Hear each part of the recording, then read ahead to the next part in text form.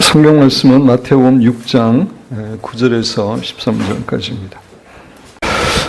예수님께서는 주기도문에서 마지막으로 우리는 우리의 영적 보호를 위해서 기도해야 된다고 가르쳐 주십니다. 13절 상반절에 보면 우리를 시험에 들게 하지 마시옵고 다만 악에서 구하시옵소서라고 기도하라고 교훈해 주십니다. 여기서 시험이라고 하는 것은 늘 나쁜 의미입니다. 사탄이 우리로 하여금 악으로, 죄로 빠지도록 유혹하는 것을 의미합니다. 영어로 이야기하면은 temptation입니다. 반면에 하나님이 우리를 시험하는 것은 영어로 테스트입니다. 하나님은 결코 우리가 죄에 빠지도록 우리를 시험하지 않습니다. 하나님은 단지 우리의 믿음과 충성과 헌신을 테스트하시는 시험을 하실 뿐입니다.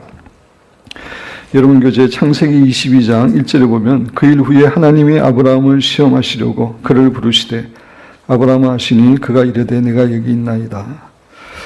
하나님께서는 아브라함이 독자 이삭보다 하나님을 더 사랑하는지 테스트하기 위해서 시험을 하신 것을 우리는 다 알고 있습니다.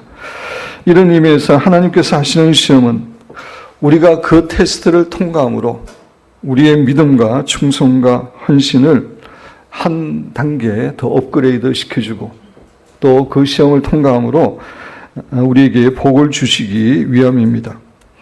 아브라함은 독자 이삭을 바치라고 하는 하나님의 테스트에 잘 통과해서 더욱더 큰 믿음과 축복을 누리게 되었던 것을 우리는 잘 알고 있습니다. 그래서 여러분 교재 창세기 22장 15절에서 18절에 보면 독자 이삭을 하나님께 기꺼이 바치려고 했던 아브라함이 또 어떻게 새롭게 더 축복을 받게 되었는지 교훈해 주고 있습니다. 오늘 설교의 주제는 이것이 아니기 때문에 그 부분에 대해서는 자세히 설명하지 않습니다. 반면에 사단이 우리를 유혹하는 목적은 우리로 하여금 죄에 빠지게 함으로 하나님의 은혜와 사랑에서 멀어지게 하고 우리가 이미 받은 복을 빼앗기게 하고 아울러서 우리에게 더 많은 사탄이 우리에게 더 많은 영향을 끼치기 위해서입니다. 사탄은 철저하게 악한 존재이기 때문에 그가 우리를 유혹하는 목적도 우리를 넘어뜨리고 파멸시키고 죽이기 위함입니다. 예수님 우리가 그 사탄의 유혹에 빠지지 않기 위해서 하나님께 기도해야 됨을 우리에게 교훈해 주시는 것입니다. 계속해서 다만 악에서 구하시옵소서라고 기도하라고 말씀하십니다. 여기서 악이라고 하는 것은 어떤 추상적인 원리나 힘을 의미하는 것이 아니라 하나님을 대적하는 인격적인 존재, 즉 사탄의 세력을 의미합니다. 따라서 다만 악에서 구하시옵소서라는 기도는 사탄의 세력으로부터 우리를 보호해 달라고 기도하라고 하는 그런 의미입니다. 우리를 시험에 들게 하지 마시옵고라는 기도는 사탄의 유혹에서 우리를 보호해 달라는 기도라고 한다면 다만 악에서 구하시옵소서라고 하는 기도는 사탄의 세력 그 자체로부터 우리를 보호해 달라고 하는 기도입니다. 기도의 내용이 조금 다르긴 하지만 결국은 우리의 영적인 보호를 위해서 기도하라라고 하시는 겁니다. 그렇습니다. 이 예수님의 기도는 우리의 성도의 삶이 사탄의 세력과 치열하게 영적 전쟁을 치르는 삶임을 기억하는 가운데 매일매일 영적인 보호를 위해서 하나님께 간절히 기도해야 됨을 우리에게 교훈하고 계시는 것입니다. 그렇습니다. 우리의 성도의 삶은 매일매일 사탄의 세력과 치열한 영적 전쟁을 치르는 그러한 삶입니다. 여러분 교재 요한복음 10장 10절에 보면 도둑이 오는 것은 도둑은 사탄을 의미하는 거죠. 사탄의 가장 주된 속성은 도둑질하는 겁니다. 도둑입니다. 도둑이 오는 것은 도둑질하고 죽이고 멸망시키는 것뿐이요. 사탄은 어떻게 해서라도 우리에게서 도적질하고 죽이고 멸망시키는 우리를 공격하는 존재입니다. 베드로 사도도 동일한 얘기를 하고 있습니다. 베드로 전서 5장 8절에 보면 근신하라 깨어라 너희의 대적 마귀가 우리의 대적은 사탄입니다. 사람이 아니고 대적 마귀가 우는 사자같이 두루다니며 삼킬자를 찾나니, 사자가 자기의 먹이를 찾아다니는 것처럼 그렇게 사탄의 세력이 우리를 공격하고 있음을 교훈해 줍니다. 사도 바울도 마찬가지입니다. 에베소 6장 12절에 보면 우리의 씨름이라는 말은 싸움이라는 말입니다. 우리의 싸움은, 영적 싸움은 혈과 육을 상대하는 것이 아니요, 혈과 육을 가진 인간과의 싸움이 아니요, 통치자들과 권세들과 이 어둠의 세상 중화자들과 하늘에 있는 악의 영들을 상대함이라. 다 영적인 존재들하고 전쟁하고 있는 것임을 우리에게 교훈해 주고 있습니다. 사랑하는 성도 여러분, 우리 성도의 삶은 사탄의 세력과 치열한 영적 전쟁을 치르고 있는 그러한 삶입니다. 따라서 우리가 매일매일 영적인 보호를 위해서 하나님께 기도하는 것이 너무나 중요하기 때문에 예수님께서는 주기도문에서 그렇게 기도하라고 가르치고 계시는 것입니다. 우리가 영적인 보호를 위해서 하나님께 기도할 때 하나님께서는 우리에게 천군 천사를 보내주셔서 천군 천사를 통해서 우리를 지키십니다. 하나님의 많은 이름 가운데 하나가 만군의 여호와 체바오트라고 하는 이름입니다. 이 이름은 제가 하나님의 이름과 성품 1에서 설명한 것처럼 천사들의 하나님, 하늘 군대의 하나님이라는 의미입니다. 이 하나님의 이름은 하나님께서는 하늘의 천군 천사를 동원하셔서 우리 성도들을 지키시고 도우시고 또 자신의 뜻을 이루시는 하나님이심을 알려주는 이름입니다. 그렇습니다. 성경을 읽어보면 하나님은 천군 천사를 동원하셔서 우리 성도들을 지키시고 보호하시고 하나님의 뜻을 이루십니다. 다니엘서를 보면 다니엘의 세 친구가 극렬히 타는 풀무풀 가운데 던져졌을 때, 그리고 다니엘이 굶주린 사자굴에 던져졌을 때 다니엘의 세 친구와 다니엘을 보호한 것도 바로 천사들이었습니다. 하나님께서는 천사들을 통해서 우리를 보호해 주십니다. 여러분 교재 시편 91편 11절 12절에 보면 그는 하나님입니다. 너를 위하여. 특별히 시편 91편에서 말하는 너는 지존자의 엄밀한 곳에 거하고 전능자의 그늘 아래 있는 자, 하나님과의 친밀한 교제를 나누는 자를 의미합니다. 너를 위하여 그의 천사들을, 하나님의 천사들을 명령하사 내 모든 길에서 너를 지키게 하심이라. 그들이 그들의 손으로 너를 붙들어 발이 돌에 부딪히지 아니하게 하리로다. 하나님은 천사를 보내셔서 우리를 지키시고 보호하십니다. 우리의 눈에는 천사의 존재가 보이지 않기 때문에 우리가 천사를 잘 의식하지 못하고 살아가는 경우가 많지만, 사실 우리가 영적인 눈을 떠서 이 세상을 바라본다면 하나님의 천사들이 하나님의 일을 하기 위해서 우리 성도들을 돕고 지키기 위해서 열심히 활동하는 것을 보게 될 것입니다. 사랑하는 성도 여러분, 우리가 우리의 영적인 보호를 위해서 기도할 때 하나님께서는 천군 천사를 동원하셔서 우리 성도를 신실하게 보호하시고 지켜주시는 분임을 확신하시기 바랍니다. 여기서 우리는 하나님께서 왜 본인이 직접 나셔서 사탄의 세력과 싸우시고 우리를 보호하시지 않고 왜 천군 천사들을 보내시나라는 생각이 들 수가 있습니다. 그것은 하나님께서 사탄과 싸우는 것이 격에 맞지 않기 때문입니다. 예를 들어서 남북한의 대화를 하는데 북한에서는 과장급의 인물이 나오는데 우리나라에서는 장관급의 인물이 나가지 않습니다. 같은 과장급의 인물이 나가서 회담을 합니다. 마찬가지로 하나님과 사탄은 창조주 하나님과 피조물의 관계이기 때문에 격이 다릅니다. 싸움이 되지 않기 때문에 하나님께서는 천군 천사를 보내셔서 우리를 사탄의 세력으로부터 보호해 주시는 것입니다.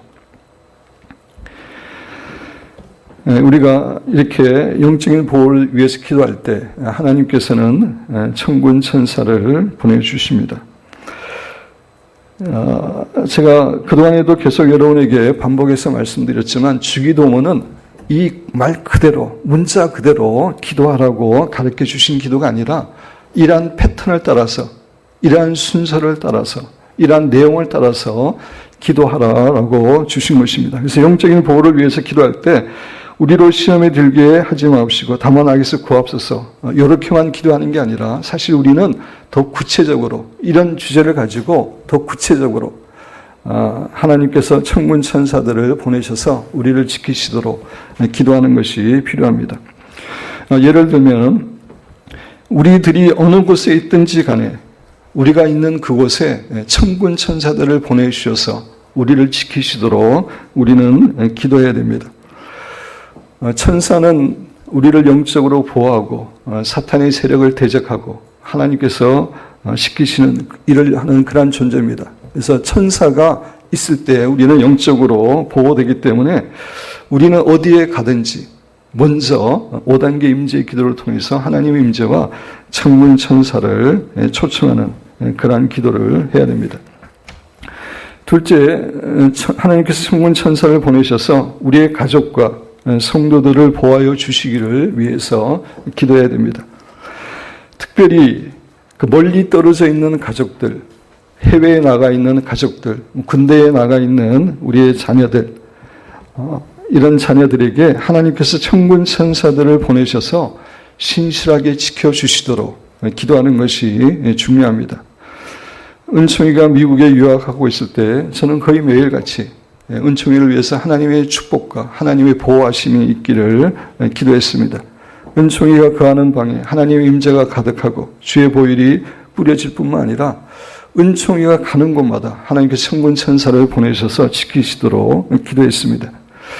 우리가 우리의 가족들을 위해서 천사들을 보내주시도록 기도하면은 하나님께서는 실제적으로 천사들을 보내주셔서 우리의 가족들을 지켜주시는 것입니다.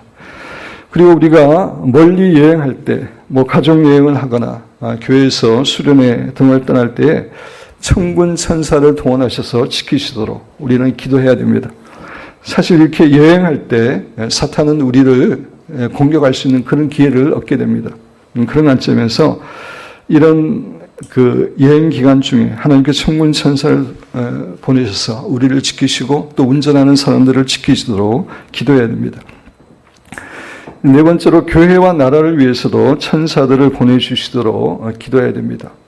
특히 우리가 성전 건축을 위해서 기도하고 있는데 성전 건축을 위해서도 하나님께서 천군 천사를 위해서 천군 천사들을 보내주시도록 많이 기도해야 됩니다. 사실 우리의 주적은 사탄의 세력이기 때문에 사람이 아니라 사탄의 세력이기 때문에 하나님께서 천사들을 강한 천사들을 특별히 많이 보내주셔서 이 암산 마을에 장악하고 있는 그러한 사탄의 세력들을 묶고 물리치도록 기도해야 됩니다. 교회의 집회들, 예배나 목장 모임이나 강의나 이 모임에 천사들을 보내주시도록 기도해야 됩니다. 아울러서 우리의 그 가정과 우리 특히 자녀의 방에 하나님께서 천군 천사들을 보내주시도록 기도해야 됩니다. 5단계 임재 기도를 통해서 기도할 때 하나님의 임재가 임하고 천군 천사가 그 방에 거하게 되면 그 방의 영적인 분위기를 바꿔줍니다. 자녀들의 마음 상태가, 영적인 상태가 달라질 수 있습니다. 그래서 여러분 교재 보면은 집에서 기도하는 자는 그 가정을 강철보다도 더 강한 벽으로 보호하는 것이다 라고 하는 말이 있습니다. 우리가 기도할 때 하나님께서는 천군 천사를 동원하셔서 지켜주기 때문에 강철보다도 더 강한 벽으로 보호하시는 것입니다. 그래서 우리는 우리를 시험에 들지 말게 하옵시며 다만 악에서 구하옵소서라는 기도를 할 때에 좀 더 구체적으로 하나님께서 구체적으로 천군 천사들 동원하셔서 우리를 지키시도록 기도해야 됩니다. 뿐만 아니라 기도를 할 뿐만 아니라 또 우리 스스로 우리를 영적으로 보호하기 위해서 해야 될 최선의 일을 다 해야 됩니다. 제가 주기도문을 통해서 여러분에게 반복해서 말씀드리고 있는 것 가운데 하나가 우리의 기도와 우리의 생활은 결코 분리된 것이 아니라는 것입니다. 하나 된 것이라는 겁니다. 그렇습니다. 우리는 하나님께 기도만 해서는 안 되고 우리가 기도하는 것에 대해 우리가 할 수 있는 대로 최선을 다해야 됩니다. 농부가 농사를 잘 짓게 해달라고 하나님께 기도만 해서는 안 됩니다. 그렇게 간절히 기도하지만 자기가 해야 될 최선의 일들을 할 때에 아름다운 농사의 결과를 얻는 것과 같은 이치입니다. 따라서 우리는 하나님께 천군 천사를 보내셔서 우리를 사탄의 세력으로부터 보호해달라는 기도를 해야 할 뿐만 아니라 우리 스스로 영적인 그 사탄의 세력으로부터 우리 스스로를 보호하는 그러한 노력도 구체적으로 해야 됩니다. 지금부터는 우리가 영적으로 우리를 보호하기 위해서 어떻게 해야 되는지 간단하게 여러분에게 말씀을 드립니다. 이 내용은 제가 영적 전쟁 시간에 한 학기에 걸쳐서 충분하게 여러분에게 강의하는 그런 내용이지만 간단하게 몇 가지를 여러분에게 말씀드립니다. 첫째는 하나님의 전신갑주를 우리는 매일 입어야 됩니다. 전쟁터에 나가는 군사가 갑옷을 입지 않거나 무장하지 않고 나가면은 죽으러 가는 것과 마찬가지입니다. 부상당하러 가는 것과 마찬가지입니다. 따라서 매일 영적 전쟁을 치르고 있는 우리는 매일매일 하나님의 전신갑주를 입고 살아야 됩니다. 우리의 눈에는 사람들이 전신갑주를 입고 있는지 아니는지 모르지만 영적인 세력의 눈에는 다 보입니다. 그래서 하나님이 전신갑주를 입고 있는 사람은 잘 공격하지 못하지만 전신갑주를 입고 있지 않는 사람은 공격할 수 있습니다. 그런 관점에서 우리는 매일 하나님의 전신갑주를 입고 무장해야 됩니다. 우리 교회 성도 대부분이 이 내용을 너무나 잘 알고 있고 매일 전신갑주를 입고 있기 때문에 더 이상 설명은 드리지 않습니다. 둘째는 예수님의 보혈을 우리 개인과 가정과 교회에 수시로 뿌려야 됩니다. 날마다 보혈을 체험하라라는 책에서 설명한 것처럼 예수님의 보혈은 우리를 사탄의 세력으로부터 보호하는 능력도 있습니다. 이스라엘 백성들이 출애굽할 때에 어린 양의 피를 문설주와 임방에 뿌렸던 이스라엘 백성들의 집은 죽음의 천사로부터 보호를 받았습니다. 이것의 영적인 의미는 주님의 보혈이 뿌려진 곳에는 사탄의 세력이 공격할 수 없고 사탄의 세력으로부터 보호받는다고 하는 그런 의미입니다. 우리 자신과 가정과 교회에 주님의 보혈을 계속해서 뿌릴 때 우리는 악한 세력으로부터 보호를 받게 됩니다. 주님의 보혈이 우리 개인이나 어떤 장소에 뿌려져 있으면은 사탄의 세력이 들어갈 수가 없습니다. 주님의 보혈을 볼 때마다 자기들이 예수님의 십자가를 통해서 패배한 것 기억하게 되고 그 보혈의 능력이 있기 때문에 보혈이 뿌려진 곳에 영적인 보호를 받게 되는 것입니다. 그래서 우리는 수시로 예수님의 보혈을 우리 개인과 가정과 교회에 뿌려야 됩니다. 셋째는 순간순간 사탄의 세력을 대적하는 그런 기도를 해야 됩니다. 영적인 세계는 법적인 세계입니다. 여러분 한번 따라 하시기 바랍니다. 영적인 세계는 법적인 세계이다. 영적인 세계는 법적인 세계입니다. 우리가 기도를 했는가 하지 않았는가가 너무나 중요합니다. 우리가 믿음으로 사탄의 세력을 대적하는 기도를 할 때에 사탄의 세력은 그 기도 때문에 도망갈 수밖에 없습니다. 영적인 세계는 법적인 세계이기 때문입니다. 그것 때문에 우리가 매일 또 순간순간 5단계 임재 기도를 하는 이유입니다. 따라서 우리에게 문제가 있거나 영적인 공격이 있다고 느낄 때 우리는 먼저 사탄의 세력을 대적하는 그러한 기도를 해야 됩니다. 나사렛 예수 그리스도 이름으로 명하노니 나를 공격하는 모든 사탄의 세력은 묻기 말고 떠날지어다. 이렇게 선포하는 게 중요합니다. 우리는 하나님의 자녀입니다. 우리는 영적으로 보면은 하늘나라에 예수님 옆에 앉아있는 존재들입니다. 사탄의 세력은 우리의 발밑에 있습니다. 우리가 믿음으로 선포할 때에 사탄의 세력은 떠나갈 수밖에 없습니다. 사탄의 세력을 대적할 때 나사렛이라는 단어를 집어넣는 게 중요합니다. 왜냐하면 예수님 당시에 지금도 그렇겠지만 예수님이라는 이름, 여호수아, 호세아 다 예수님이라는 이름과 같은 의미죠. 그런 이름이 많이 있었습니다. 그래서 특별히 나사렛에서 태어나신 예수님을 지칭하기 위해서 나사렛 예수 그리스도라고 집어넣는 것이 중요합니다. 그래서 영적 전쟁을 전문적으로 하는 사람은 예수 그리스도의 이름으로 물으라고 하지 않고 대부분이 나사렛이라는 단어를 넣어서 그렇게 합니다. 이 부분에 좀 더 구체적으로 말씀드리면은 부부 사이에 뭔가 갈등이 있고 문제가 있을 때 먼저 부부 사이를 이간질하는 사탄의 세력을 대적하는 것이 중요합니다. 부부 사이를 이간질하는 사탄의 세력만 대적해도 쫓아내도 사실 문제의 60% 70%는 그냥 해결이 됩니다. 사탄은 이간질의 영, 미움의 영, 분노의 영, 판단의 영, 지배하려는 영 등 수많은 영들을 부부 사이에 보내서 부부 관계를 파괴하려고 합니다. 사탄은 끊임없이 배우자의 결점을 우리에게 보여줍니다. 배우자에게 섭섭한 마음을 가지게 합니다. 상대방의 잘못을 용서해서는 안 되고 애초부터 상대방을 잘못 만난 것이라고 참지 말고 이혼하라고 부추깁니다. 사탄이 배우자에 대해서 서운한 마음을 줄 때, 억울한 마음을 줄 때, 용서할 수 없다는 마음을 넣어줄 때 그 마음을 넣어주고 있는 것이 사탄임을 우리는 인식하고 그 사탄을 대적해야 됩니다. 성도 여러분, 부부 사이에 갈등과 어려움이 있을 때마다 먼저 여러분과 배우자의 마음을 공격하고 또 부부 관계를 이간질하는 사탄의 세력을 대적하는 기도를 하시기 바랍니다.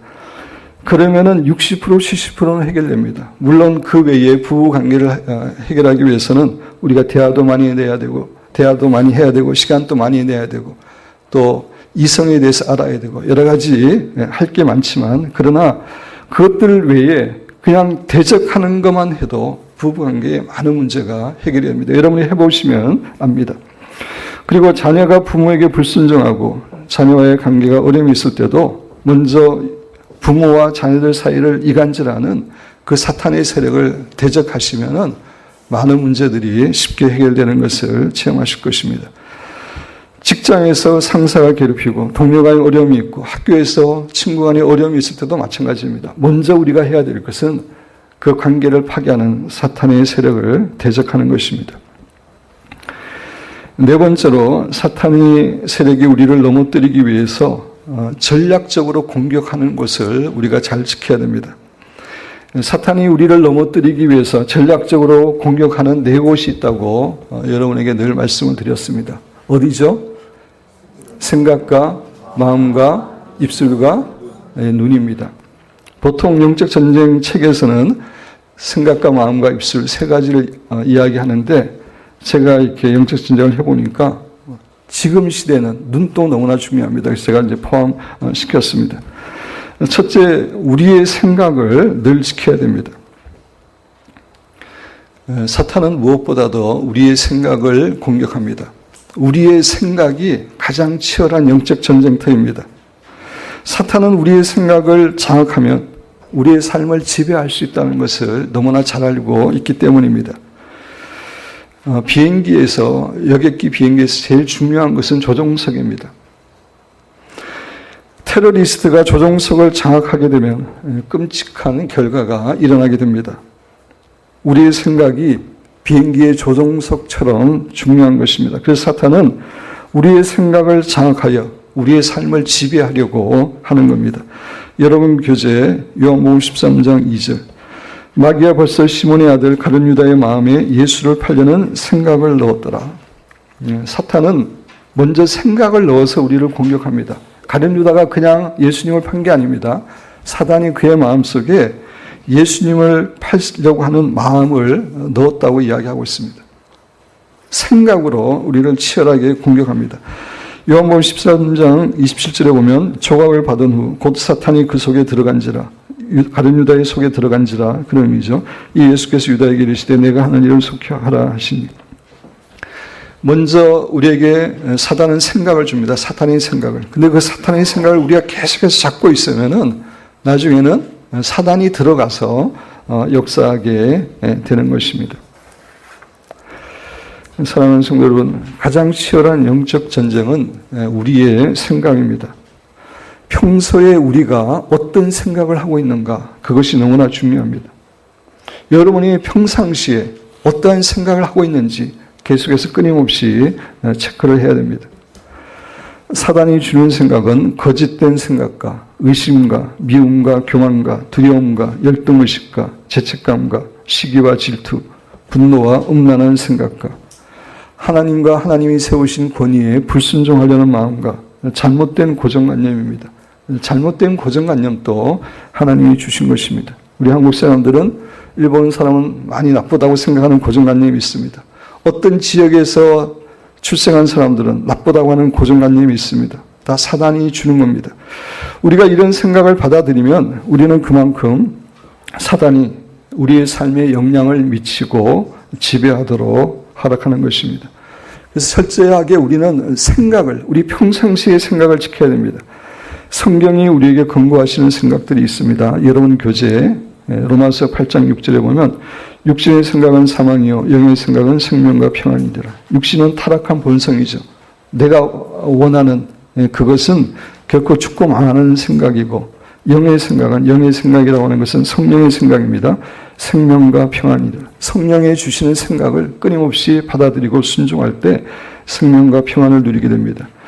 빌립보서 4장 8절은 끝으로 형제들아 무엇이든지 참되며 무엇이든지 경건하며 무엇이든지 옳으며 무엇이든지 정결하며 무엇이든지 사랑받을 만하며 무엇이든지 칭찬받을 만하며 무슨 덕이 있든지 무슨 기림이 있든지 이것들을 생각하라. 이런 옳고 선하고 좋은 것들을 의도적으로 우리가 생각해야 됨을 이야기해 주고 있습니다.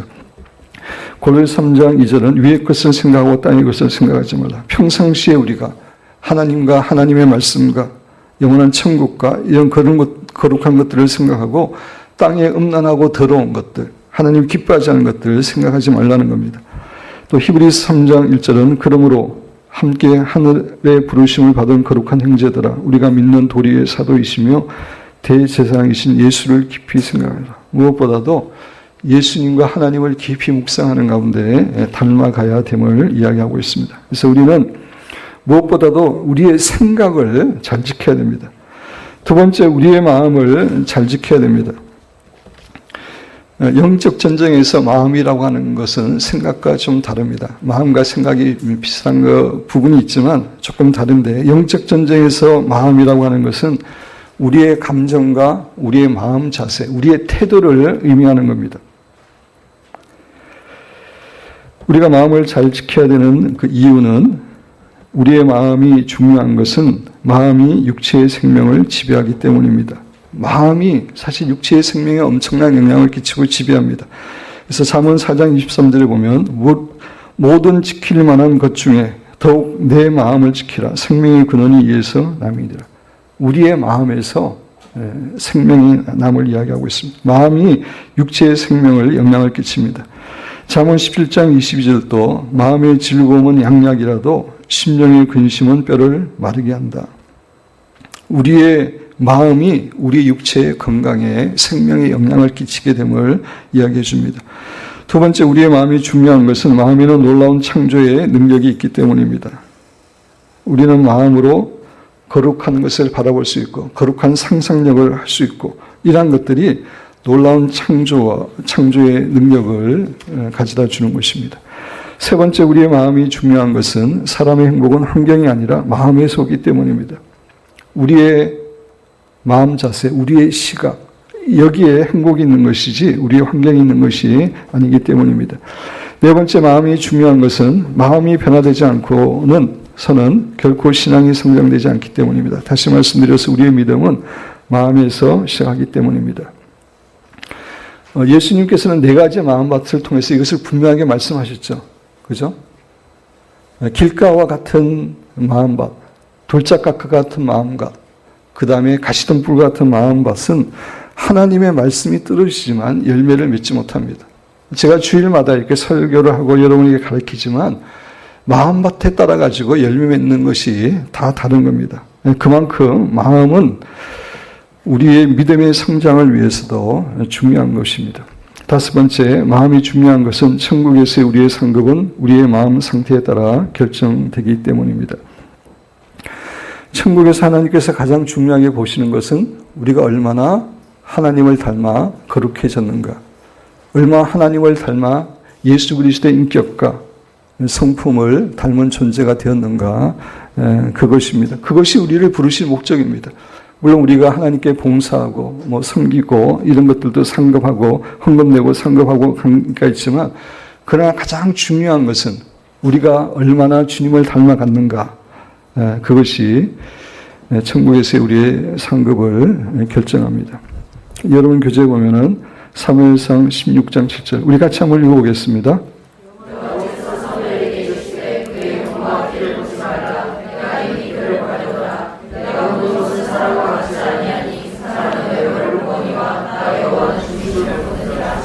네, 우리는 사람의 외모를 볼 때가 많습니다. 외적인 조건을 볼 때가 많은데, 하나님께서는 우리의 중심을, 마음을 본다고 이야기하고 있습니다. 마음이 가장 우리의 본질이고 가장 중요하기 때문입니다.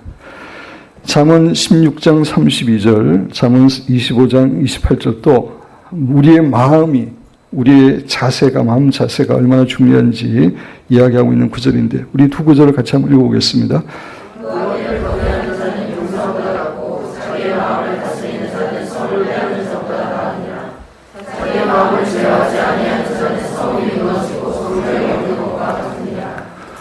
정말 우리가 마음을 지키는 것은 우리 인생에 너무나 중요합니다. 제가 그 마음을 지키는 삶을 강의할 때마다 빼놓지 않고 인용하는 말이 그 다음에 있는 척 스윈돌 목사님의 말입니다.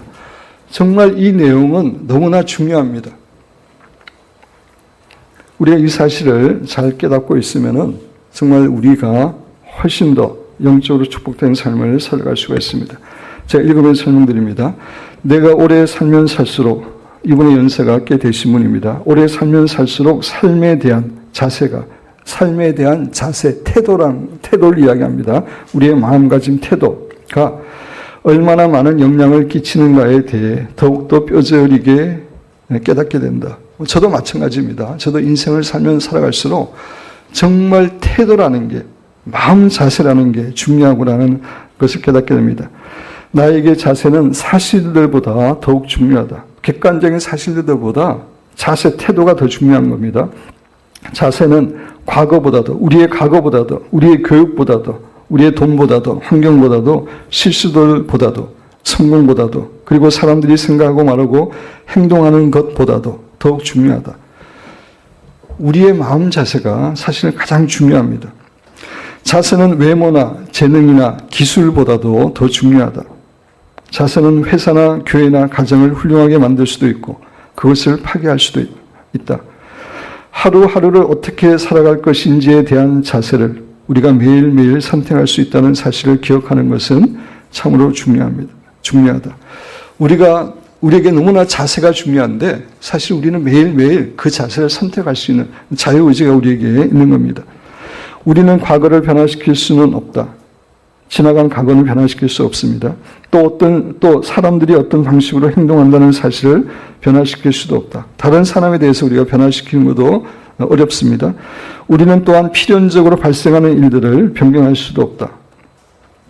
우리의 의지와 상관없이 필연적으로 일어나는 일들이 세상에 있습니다.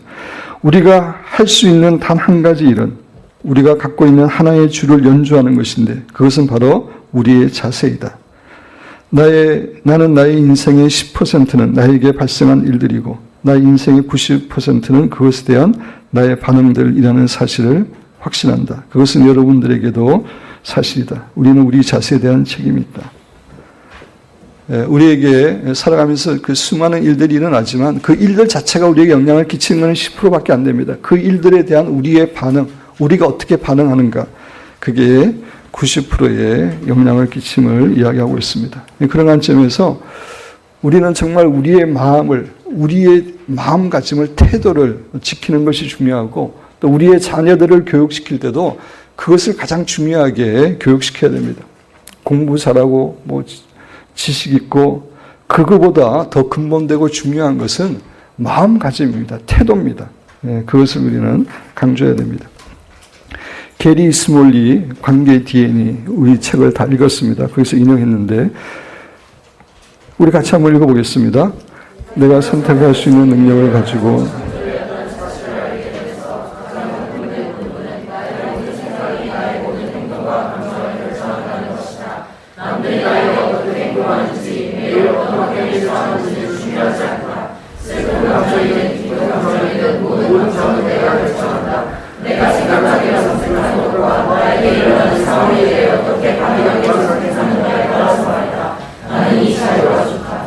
우리 자세가 태도가 중요하다는 것입니다.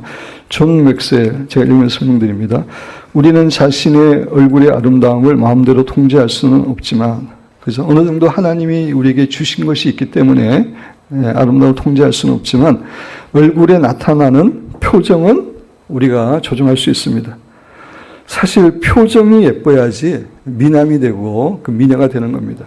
외적으로 아무리 예뻐도 표정이 예쁘지 않으면 그 사람은 실적으로 예쁘지 않습니다. 표정이 아름다워야 예쁩니다. 근데 우리 교회 성도들은 다 아름답다고 이야기하는데 그것은 표정이, 기도를 많이 하셔가지고 표정이 다 좋기 때문에 아름다운 겁니다. 표정은 우리가 조절할 수 있습니다. 우리는 인생의 어려운 순간들을 마음대로 통제할 수는 없지만, 내 마음대로 사건이 일어나고 안 일어나게 할 수 없습니다. 하지만 인생이 덜 힘들도록 우리는 선택할 수 있는 자유가 있습니다. 우리는 세상의 부정적인 분위기를 통제할 수는 없지만 우리의 마음의 분위기는 통제할 수 있습니다. 외적인 거에 상관없이 우리의 마음은 컨트롤할 수 있습니다. 너무나 자주 우리는 우리가 할 수 없는 것을 선택하려고 하고 통제하려고 한다. 그러나 우리는 우리가 선택할 수 있는 것, 즉 우리의 자세를 통제하려고는 하지 않는다. 우리의 자세를 통제해야 된다는 것입니다. 또 그 다음에 보면은 염세주의자는 바람에 대해서 불평한다. 바람은 인생의 역경과 고난의 바람이죠. 힘든 일이 오고 어려운 일이 생기면 염세주의자는 왜 나에게 이런 일이 일어나는가 불평합니다. 반면에 낙관주의자는 바람의 방향이 바뀌기를 기대합니다. 언젠가는 방향이 바뀌겠지 이렇게 기대합니다. 그렇지만 지도자는, 진정한 신앙인은 그의 닻을 조절한다 그랬습니다. 그 역경의 바람을 이용해서 앞으로 전진하기 위해서 닻의 방향을 조절한다는 것입니다. 많은 사람들에게는 역경과 고난이 넘어지는 걸림돌이 되지만 정말 진정한 신앙인들에게는, 위대한 인들에게는 한 걸음 딛고 나아갈 수 있는 그런 디딤돌로 삼을 수 있는 것입니다. 우리의 태도가 중요한 겁니다. 존 맥스웰, 여러분과 나의 삶에 있어서 가장 위대한 날은 우리가 우리의 자세에 대해 전적인 책임을 지기로 한 그날이다. 현재 우리가 갖고 있는 자세에 대해서 내 책임이다. 우리의 부모의 책임이다. 다른 사람의 책임이다. 남편의 책임이다. 이러면 소망이 없습니다. 자기의 책임이라고 인식해야지 그 자세를 고칠 수 있습니다. 그것이 가장 위대한 날이라는 겁니다. 그날은 바로 우리가 참으로 성숙하는 경험을 하게 되는 날이다. 그래서 우리가 영적 전쟁에 승리하기 위해서 두 번째로는 마음을 지켜야 되고, 세 번째로는 우리의 입술을 지키는 삶을 살아야 됩니다. 조영기 목사님이 유명한 글입니다. 제가 입술을 지키는 삶을 강의할 때마다 인용하는 내용인데 같이 한번 읽어보겠습니다.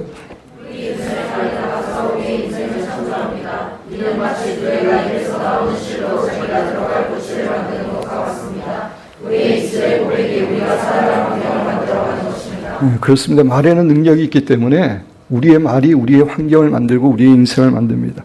늘 부정적인 말을 하는 사람은 부정적인 인생이 되어갑니다. 긍정적인 말을, 긍정적인 믿음의 말을 하는 사람한테는 하나님께서 그런 환경을 허락해 주십니다. 우리의 말에는 능력이 있기 때문입니다. 네 번째, 우리의 눈을 지키는 삶을 살아야 됩니다. 여호수아 7장 21절, 내가는 아간입니다. 아간이 범죄함으로 아이성에서 이스라엘 백성들이 패배하고 많이 죽었습니다. 내가 노력한 물건 중에, 그 여리고성에서 노력한 물건 중에 시난산의 아름다운 외투 한 벌과 은 200세겔과 그 무게가 50세겔 되게는 검덩이 하나를 보고 탐내어 가졌나이다. 보면은 견물성심이라고 탕심이 생기게 되어 있습니다. 벌써서 이제 그 물건들을 내 장막 가운데 땅속에 감추었는데 은가 그 밑에 있나이다 하더라. 그래서 그것을 보고 탐욕을 가지는 바람에 그것 때문에 이스라엘 백성들이 수많은 사람들이 죽임을 당하는, 전쟁에서 패배하는 그런 일이 일어나게 된 겁니다. 다윗도 마찬가지죠. 저녁 때에 다윗이 그의 침상에서 일어나 왕궁 옥상에서 거닐다가 그곳에서 보니 한 여인이 목욕을 하는데 심히 아름다워 보이는지라. 봐서는 안 되는데 봤기 때문에 견물생심이 생명입니다. 보는 것이 중요합니다. 정원 목사님의 책에 있는 내용을 우리 같이 한번 읽어보겠습니다.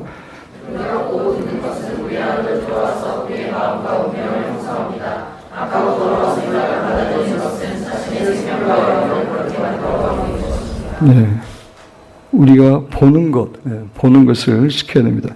프랑스 작가 크리티앙 보뱅 같이 읽겠습니다.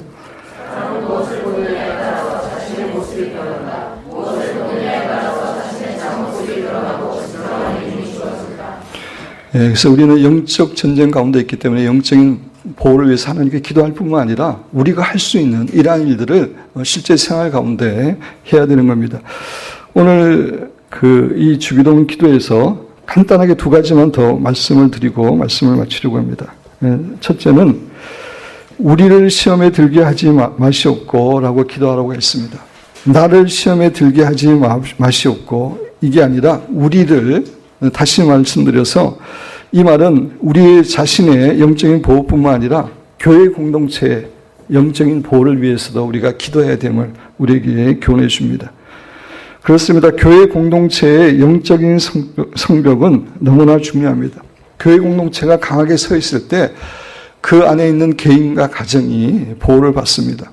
태풍이 오더라도 집 주위에 강한 울타리가 세워져 있으면은 그 집은 보호받는 것처럼 영적인 공동체가 강하게 서 있을 때에 개인과 가정이 보호받을 수 있습니다. 그래서 우리는 우리 개인만의 영적인 보호를 위해서 기도해서는 안 되고 교회 공동체의 영적인 보호를 위해서, 다른 지들의 보호를 위해서 기도해야 됩니다.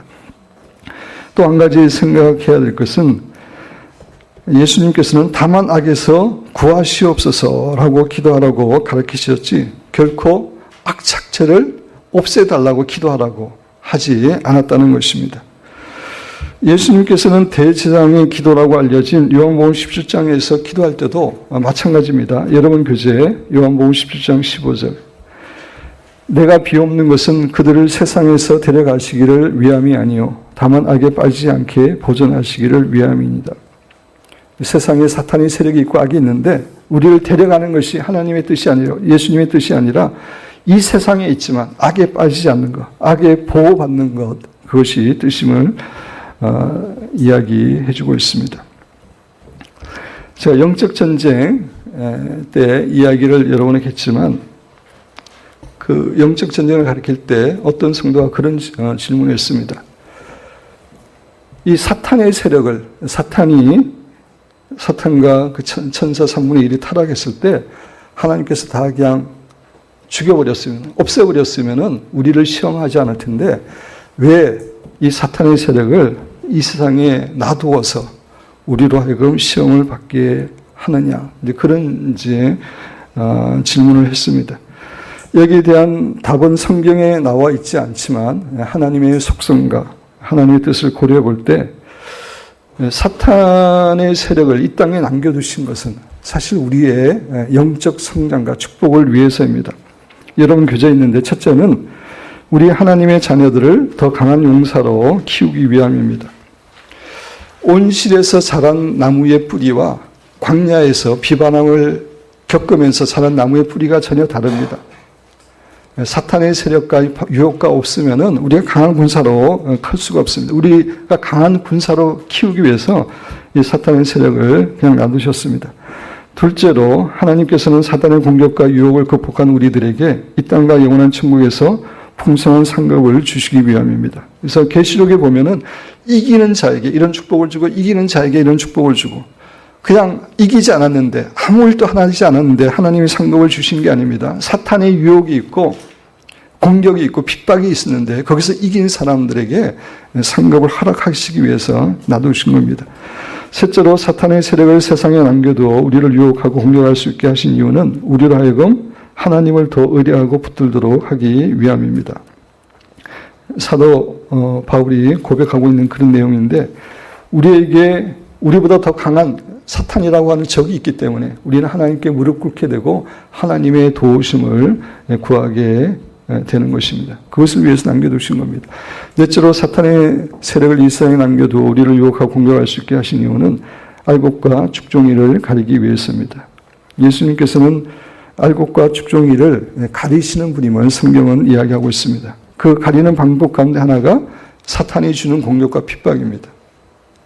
그것을 통해서 진정한 알곡과 가라지가 구별이 되는데, 특별히 마지막 시대에는 사단이 주는 핍박과 혼란이 점점 심해지면서 많은 사람들이 그 가라지들은 믿음을 버리고 배교하게 되고, 알곡들만이 믿음을 끝까지 지키고 승리하게 될 것입니다. 그래서 사단과 귀신들이 이 세상에 존재하고 우리를 유혹하게 하신 그 이유는 결국 우리 성도들의 영적인 성장과 축복을 위한 것임을 잊어서는 안 됩니다. 결론적으로 말씀드립니다. 예수님께서는 우리를 시험에 들게 하지 마시옵고 다만 악에서 구하시옵소서라고 하는 기도를 통해서 우리의 삶이 치열한 영적 전쟁을 치르는 삶이기 때문에 그것을 위해서, 영적 보호를 위해서 기도해야 되고, 기도할 뿐만 아니라 실제 생활에서 우리가 해야 될 그런 일들을 해야 됨을 교훈하고 계시는 것입니다.